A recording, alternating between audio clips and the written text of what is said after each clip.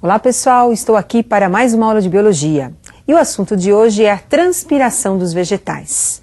A transpiração é um processo muito importante através do qual a planta ela acaba perdendo água na forma de vapor. Tem muitas pessoas que confundem a transpiração com a evaporação, que é um processo muito mais simples. Se nós pegarmos, por exemplo, uma roupa molhada e colocarmos no varal num dia muito quente, o processo de perda de água e o processo em que essa roupa vai ficar seca é um processo de evaporação. Agora, nas plantas, a transpiração é um processo mais complicado, porque a planta ela também perde a água na forma de vapor. Porém, existe através da planta um mecanismo de controle sobre esse processo. E é isso que nós vamos explicar e conversar um pouquinho com vocês, tá? Então, observem agora alguns tipos de mecanismos que nós podemos encontrar em algumas plantas de ambiente mais seco e de ambiente úmido. Esse primeiro exemplo que vocês estão observando são das plantas xerófitas. São plantas de ambiente seco. Nessas plantas nós vamos encontrar folhas pequenas, cutícula mais grossa, espessa, e nós temos também aí a folha com uma espessura maior, quer dizer, ela é mais dura também. Nós temos também agora as plantas higrófitas, que são as plantas de ambiente úmido. Nessas plantas nós vamos encontrar as folhas mais largas, são folhas maiores, e a cutícula ela é mais delgada. Com isso nós não vamos encontrar nenhuma estrutura que venha caracterizar esse tipo de planta que seja responsável em economizar a água, porque essa planta não tem esse tipo de problema em relação ao meio ambiente em que ela vive. Em seguida, nós estamos observando uma outra figura. Essa figura está mostrando um movimento hídrico nos vegetais. Então, nós temos a entrada da água através da absorção dos pelos absorventes, a água passa para a raiz, segue no caminho até o xilema, aonde vai ser conduzido até as folhas, onde ocorrerá a utilização dessa água para a fotossíntese e também através da transpiração essa água poderá ser perdida na forma de vapor. Então, como nós acabamos de observar, a transpiração é um processo importante que ajuda nesse movimento da água. Quando a planta perde a água pela transpiração na forma de vapor, ela vai ter que absorver essa água perdida. E essa absorção é que faz com que também ocorra a condução da seiva bruta, que é água e sais minerais, pela planta, e essa seiva bruta agora vai ser levada até as folhas.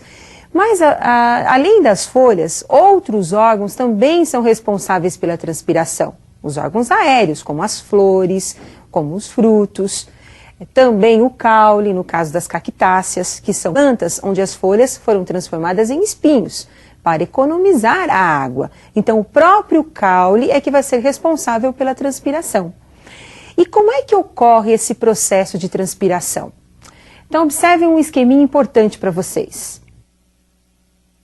Então, a transpiração nos vegetais, ela pode ser feita pela transpiração estomatar, que são estruturas que nós vamos encontrar na epiderme das folhas, e também pela transpiração cuticular. Então, nós temos a transpiração total, ela é igual à transpiração estomatar mais a transpiração cuticular.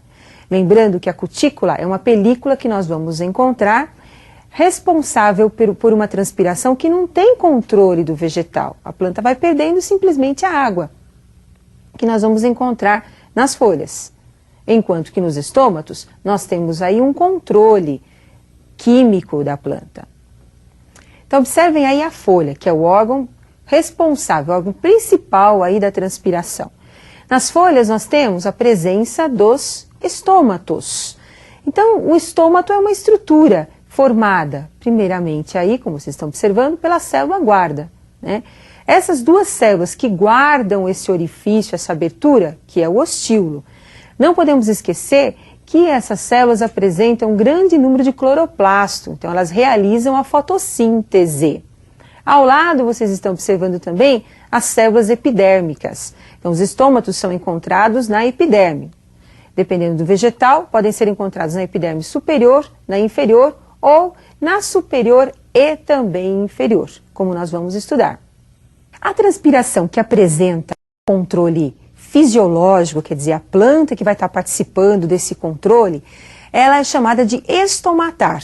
E essa estrutura que são os estômatos, que nós acabamos de observar, eles são influenciados, vamos dizer assim, por dois fatores, luz e água.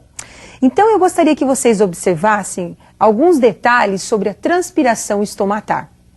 Observem agora o esquema que eu preparei para vocês. Esse é um corte transversal da folha, corte interno da folha. Então nós temos aí, internamente, a folha apresenta todas essas estruturas que vocês vão observar. Primeiro nós temos a cutícula, revestindo externamente a epiderme superior e a epiderme inferior. Em seguida, nós temos aí o parênquima palissádico, também chamado de parênquima verde, devido à presença aí do cloroplasto, que é o responsável pela fotossíntese. No cloroplasto nós encontramos a clorofila, aquele pigmento importante para a fotossíntese. Embaixo nós estamos observando aí o parênquima lacunoso, também verde. Temos aí a presença novamente da clorofila, então também a fotossíntese. Em seguida, os vasos condutores de seiva. Primeiro vaso é o xilema, que conduz a seiva bruta. Floema é o vaso que conduz a seiva elaborada. Lembrando que seiva bruta é formada de água e os sais minerais, enquanto que a seiva elaborada é formada pela água e também pelo açúcar. Observem as lacunas que são formadas e a câmara subestomática. Em seguida, os estômatos. Quero que vocês notem um detalhe importante, que esses estômatos aí estão presentes na epiderme inferior. Então, o vegetal que absorveu a água através da raiz e mandou a água através do xilema até as folhas, quando essa água chega nas células foliares, ela acaba sendo transportada célula a célula, através da osmose. À medida que essas células vão recebendo a água, e se se nós colocarmos, né, essa planta num ambiente quente, o contato da folha com o meio ambiente faz com que ocorra a evaporação da água. E nós teremos aí a formação de vapores que vão para essa câmara subestomática e que será liberado pelos estômatos. Então, para ocorrer a saída dos vapores de água, é necessário que os estômatos estejam abertos, porque senão os vapores de água não conseguem serem mandados para fora, para o meio ambiente. Então, pessoal, existe uma experiência que mostra bem a importância da absorção e da transpiração. O quanto que esses dois processos eles estão muito ligados, né? A planta transpira, perde água e ao mesmo tempo ela também absorve essa água. É a experiência do potômetro. E eu vou mostrar um esqueminha para vocês dessa experiência. Nós temos aí então o sistema de vidro, como vocês estão observando, aonde nós temos uma ligação aí entre a planta, passando por um sistema com água, o seu ramo inferior está em contato com a água e o ramo superior, que são as folhas, em contato com o meio ambiente. Se nós levantarmos a extremidade de vidro que vocês estão observando, que está em contato com o Becker, e essa extremidade entrar em contato com o ar, nós vamos ter a formação de uma bolha de ar. Colocando novamente essa extremidade do vidro em contato com a água, nós vamos ter agora um deslocamento dessa bolha de ar. Esse deslocamento ocorre devido à perda de água através da transpiração. Então, a água perdida na forma de vapor vai ter que ser reposta. E ela vai ser reposta através da absorção pela sua parte inferior, representada por esse ramo, aonde a água agora, através do xilema, chega até as folhas, sendo assim aproveitada novamente aí pelo vegetal. Existem fatores externos, como a temperatura, a ventilação, a pressão atmosférica, que contribuem para acelerar ou não a transpiração.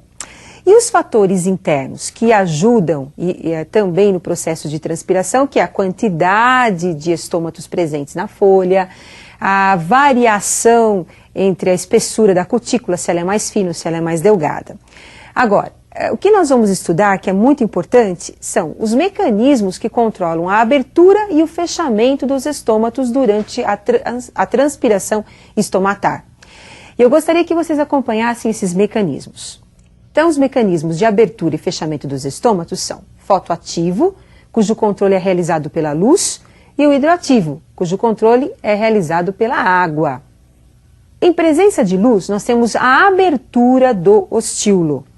O ostíolo é essa fenda que vocês estão observando aí entre as duas células guardas. O ostíolo, ele apresenta uma parede mais espessa e uma parede mais delgada. Como vocês estão observando, a sua parede que está próxima das células guardas, ela é mais espessa. Então nós temos a luz agindo no processo de fotossíntese. Quando você tem este processo, a planta ela acaba utilizando o CO2, o dióxido de carbono. Ele acaba diminuindo nas células guardas, tornando o meio alcalino. Quando o meio fica alcalino, nós temos a transformação do amido, que é um açúcar insolúvel, em glicose, que é um açúcar solúvel, em presença de uma enzima conhecida como fosforilase. Como o açúcar aí mostrado, que é a glicose, é solúvel, nós vamos ter um aumento da concentração interna da célula. Essa célula vai ter que retirar a água da célula vizinha. Com isso ela fica cheia, túrgida e acaba abrindo então o seu ostíolo, permitindo a saída dos vapores de água. Outro mecanismo, então você tem aí a reação de escuro. Então, quando você tem ausência da luz, a taxa da respiração é maior do que a taxa da fotossíntese. Com isso, nós temos a liberação do CO2 pela planta. O meio se torna ácido em presença do CO2. Com isso, a fosforilase, que é aquela enzima importante, vai transformar a glicose, que é um açúcar solúvel, em amido, que é um açúcar insolúvel. Nós vamos ter uma diminuição da concentração da célula guarda. Com isso, ela passa a perder água para as células vizinhas, que são mais concentradas, e com isso nós vamos ter o fechamento do ostíolo. Então não esqueça, em presença da luz, o ostíolo abre. Quando está escuro, o ostíolo fecha. E o mecanismo hidroativo? Como é que ele age sobre a abertura e o fechamento dos ostíolos? Então observem o esqueminha. Com a entrada da água, a célula fica túrgida. Com isso acaba ocorrendo a abertura do ostíolo. Saída da água, nós vamos ter o fechamento do ostíolo, fazendo com que você tenha aí a perda de água para as células vizinhas. E ela fica murcha pela falta de água. Então, pessoal, olha, esses dois mecanismos da transpiração, fotoativo e hidroativo, são muito importantes e eu gostaria que vocês aprofundassem um pouquinho mais o seu conhecimento sobre esse assunto. E eu aguardo vocês para a nossa próxima aula de biologia. Até mais, pessoal!